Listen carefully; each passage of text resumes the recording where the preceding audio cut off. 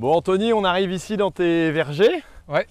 Alors on a eu l'occasion de se rencontrer mais en virtuel parce que tu as participé à un de mes rendez-vous agri. Et à l'époque tu avais eu des problèmes de gel. Alors c'est le 6 avril, c'est ça? C'est le gel du 6 avril? 8 avril, le 8 avril. Ouais, dans la nuit du 8 avril, donc effectivement on a subi un gros gel. La température est descendue ici au plus bas à -5 degrés. Ouais. Donc on a essayé de protéger comme on a pu. Donc sur cette parcelle ici, j'ai protégé avec des bougies. D'accord. Voilà. J'avais mis entre 250 et 300 bougies à l'hectare. Mais simplement ça n'a pas suffi pour protéger avec des températures aussi basses, quoi. Donc le résultat a été clair, hein, ça a été 100% de perte de production. D'accord, donc cette année, rien du tout. Voilà, tu as combien de surface? Derrière nous, 0 fruits. J'ai à peu près une vingtaine d'hectares d'arboriculture entre cerises, abricots, pêches et nectarines, prunes. Et concrètement, voilà, très peu de fruits ramassés, à peu près 1% de la production normale, quoi. Donc coup dur quand même pour une année par rapport à l'installation. Tu es encore jeune aussi installé. Ouais, non, coup dur, étant donné qu'en plus de ça, c'est pas la première année, c'est la 3e année consécutive où on subit des aléas climatiques, donc à la fois du gel, à la fois de la grêle, à la fois une grosse neige qu'on a eue au mois de novembre en 2019 qui a créé beaucoup de dégâts aussi sur les vergers avec de la casse d'arbres et tout ça. Donc ouais, 3 années consécutives où effectivement... pas évident, quoi. Non, c'est dur. Alors là, tu me disais justement, tu vas essayer d'implanter un système d'éolienne qui va te permettre de brasser l'air et donc de réchauffer un petit peu l'air froid qui est au sol, hein, c'est ça, le froid. Quand nous, on est extérieur, on sent le froid qui descend quelque part. Là, c'est la même chose et donc le gel commence plus bas et au-dessus, il peut y avoir quelques degrés d'écart. Donc en brassant l'air, on arrive à, éviter le gel. Pas forcément dans tous les cas, si ça descend à -10, ça ne marchera peut-être pas, mais ça va permettre de gagner quelques degrés. Hein. Ouais, effectivement, donc moi sur l'exploitation, ça fait quelques années que j'essaye de me protéger contre la grêle, notamment avec les filets que vous voyez ici juste au-dessus, et aussi contre le gel. Donc là sur cette parcelle, je suis en train de voir à équiper avec une tour anti-gel. Donc ça fonctionne comme une éolienne, ça fait 10 mètres de haut avec des pales qui tournent. Et effectivement, le but est d'inverser les couches thermiques, de ramener l'air froid qui se trouve plus proche du sol en altitude et de ramener l'air chaud qui se trouve en haut en bas.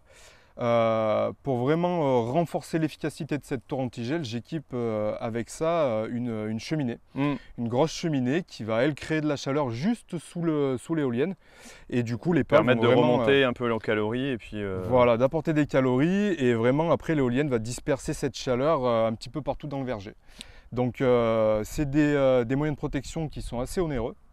Heureusement en région Auvergne-Rhône-Alpes on a un plan d'aide qui est assez bien fait et assez solide, donc je vais pouvoir bénéficier de subventions qui vont me payer une partie du matériel de lutte anti-gel. Et une autre partie va être aussi financée grâce à un appel aux dons que j'ai lancé. Oui, que tu as réalisé. On en avait parlé à ce moment-là aussi, entre autres avec JB. Voilà, donc tout simplement de cet appel aux dons où tu avais dit ouais, mais bon, je ne suis pas le seul à avoir le problème, comment je peux réaliser ça? Et puis pour finir, tu t'es décidé à le faire quand même, quoi. Ouais, ça a été une décision qui n'a pas été facile à prendre parce qu'effectivement, je me disais, mais pourquoi moi je pourrais éventuellement bénéficier de dons de différentes personnes alors que mon voisin est dans la même situation que moi et alors qu'on est plusieurs centaines, voire des milliers en France à avoir connu ce gros épisode de gel tellement il était vaste. Et puis finalement, je me suis laissé convaincre par différentes personnes qui m'ont dit mais vas-y, essaye, dans tous les cas, ce genre de cagnotte est ouvert à tout le monde, tu peux la faire, ton voisin peut la faire, enfin vraiment tout le monde peut le faire, donc pourquoi pas. Donc effectivement, je me suis lancé dans l'aventure. C'était les gens de Mimosa qui t'ont décidé à faire ça, voilà, ça aurait pu être un autre système de financement, et quelque part on t'a convaincu en te disant, bah, toi tu fais entre guillemets la démarche de le faire, et les autres peuvent le faire aussi, donc c'est libre et ouvert, donc je vais dire tu ne fais pas de concurrence à un autre. Absolument. Si quelqu'un voulait le faire, il pouvait le faire aussi. Alors il faut savoir aussi que ce genre de démarche nécessite pas mal d'investissement en temps, en préparation, en explication, parce que quelque part il faut créer quelque chose qui est agréable. Il faut aussi faire parce que c'est un don avec rétribution, contrepartie. Puisque tu me disais, c'est que là, il n'y a pas très longtemps, tu as pu recevoir aussi les personnes qui avaient participé à ça et puis faire une journée un petit peu découverte qui avait été plutôt sympathique, quoi. Ouais, exactement. Donc, j'ai été agréablement surpris par toutes les personnes qui ont participé à mon projet. Tous ces dons-là vont me bénéficier, moi, pour protéger mon verger contre le gel dès le printemps prochain. Et donc moi j'ai voulu entretenir une relation, pouvoir faire connaissance avec les personnes qui ont fait des dons. Et effectivement j'en ai reçu une partie sur mon exploitation le dimanche 12 septembre. Donc j'ai amené ces personnes-là ici en verger. Elles ont pu chacune parrainer un arbre, choisir un arbre, le parrainer en mettant une petite étiquette. Ça faisait partie des dons que tu avais proposés, quoi? Ça faisait partie des contreparties que j'avais proposées, ouais. Donc du coup on s'est baladé en verger, les gens étaient très curieux sur le métier, savoir comment est-ce que ça fonctionnait, etc. Donc on a pu échanger là-dessus.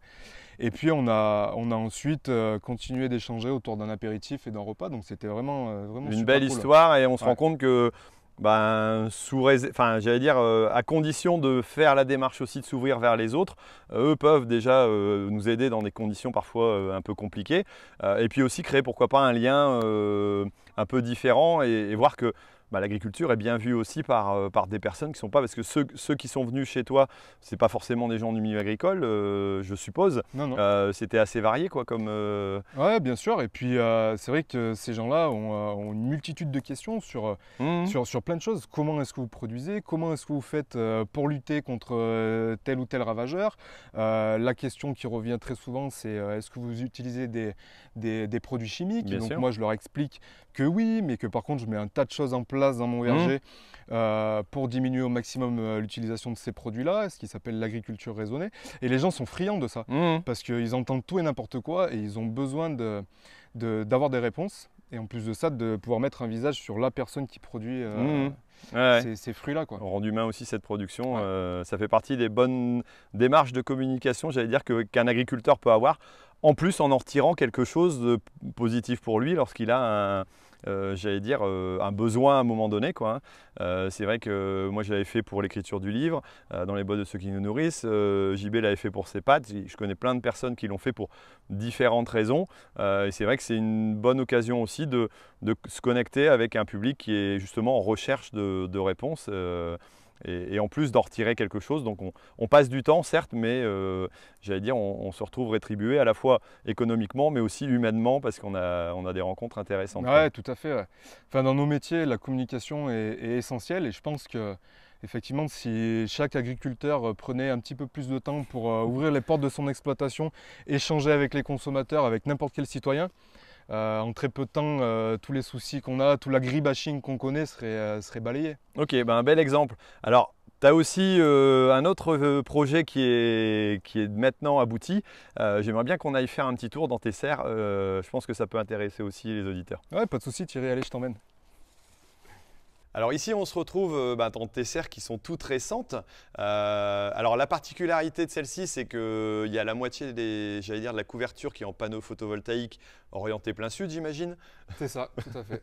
Voilà. Et tu m'as dit que ça t'avait coûté combien? Eh ben zéro. Zéro, ouais. C'est une société qui est venue et qui du coup investit sur la serre. Et elle profite de la revente de l'énergie qui est produite par les panneaux. Donc moi, je ne gagne aucun argent par la production d'énergie. Par contre, effectivement, la construction de la serre ne m'a rien coûté et j'ai le droit de cultiver ce que je veux sous la serre. Ok, et donc ici c'est un bail, tu m'as dit une trentaine d'années, c'est ça? Ouais, c'est un bail qui a été signé sur 30 ans. 30 ans. Donc moi je reste bien évidemment propriétaire du sol. Fond, voilà. Mais… Je ne suis pas propriétaire de la structure et dans 30 ans, je le deviendrai à la fin du bail. D'accord, à la fin du bail, tu récupères l'ensemble de l'installation. Alors j'imagine que ça comprend, tu me disais, la couverture, enfin toute la partie des plots, la couverture, voilà. Tout ce qui est équipement après interne, irrigation et compagnie, je suppose que c'est… Ça, c'est à ma charge. Ça, c'est à ta charge. Hein. Tout ce qui est plantation, irrigation, structure par agrêle éventuelle, enfin suivant la culture que l'on veut faire dessous, reste à la charge de l'exploitant. Ouais. Mais quelque part, c'est quand même, enfin, c'est hyper intéressant dans le sens où tu as déjà financé pas mal de choses pour ton installation, pour les plantations, et de pouvoir avoir une couverture comme ça, j'allais dire, sans avoir à financer et taper dans l'enveloppe de financement possible, c'est assez extraordinaire comme possibilité, quoi. Ah mais c'est clair, ouais. Franchement, c'est un super projet parce que, comme tu l'as dit, ça ne coûte rien à l'exploitant. Et moi, ça me permet d'avoir une surface assez grande pour pouvoir faire une culture qui est à la fois protégée des aléas climatiques, que ce soit du gel, de la grêle, de la pluie, du vent, etc. Et la double utilité, c'est qu'il y a une production d'énergie qui est faite par les panneaux en toiture et une production alimentaire qui est faite en dessous, en pleine terre. Tu disais là, tu fournis quasiment la consommation du village. Ouais, c'est ça. Ouais. Donc là, l'étude qui a été faite sur 2,6 hectares de serre, ça produit suffisamment d'électricité pour tout mon village d'Alixandre qui comporte à peu près 2500 habitants. Ouais, ça fait une sacrée Donc, production. Écologiquement parlant, ça a quand même de la gueule.